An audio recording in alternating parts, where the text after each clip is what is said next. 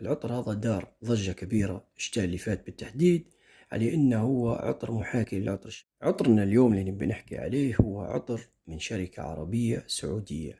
الشركة حديث المنشأ، أنشأت في سنة 21، وفكرتها أنها هي تقدم بدائل بجودة ممتازة وبسعر في متناول الجميع. عطر اليوم هو عطر I was here. العطر هذا دار ضجة كبيرة الشتاء اللي فات بالتحديد، على إنه هو عطر محاكي للعطر الشهير ألكسندرية 2 من زيرجوف.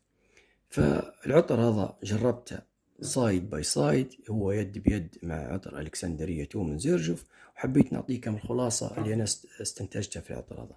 طبعا العطر بكل بساطة واخدين القاعدة العطرية اللي في عطر ألكسندرية 2 اللي استمر عليها بعد رشك لها من نص ساعة، وحاطينها لك في I was here اللي هي من البداية للنهاية. يعني هو عطر خطي أكثر من أنه يكون عطر فيه تدرج نوتات. بالنسبة للنوتات العطرية اللي مسيطرة في العطر، وهن أصلا النوتات العطرية اللي مسيطرة في عطر ألكسندرية 2، فواخدينهن وحاطينهن اللي هن اللي حتشم منهم بوضوح، اللي هن خشب الصندل واللافندر والورد والعنبر ولمسة من العود ومسك.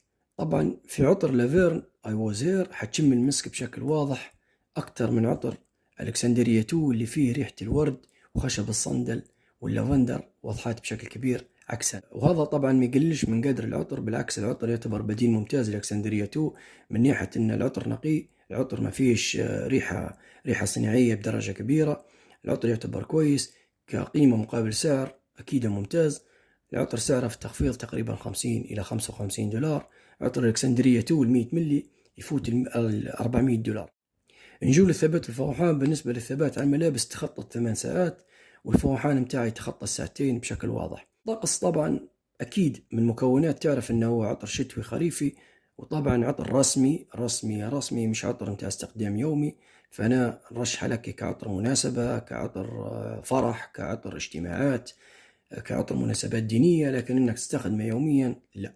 بالنسبة لقابليته ارتدائه كجنسين، انا نشوف فيه هو يصلح للجنسين، لكن بصراحة العطر يميل للرجال اكثر من النساء. هذا هو تقييمنا اليوم لعطر I was here من لافير. ان شاء الله نكون افدتكم. السلام عليكم.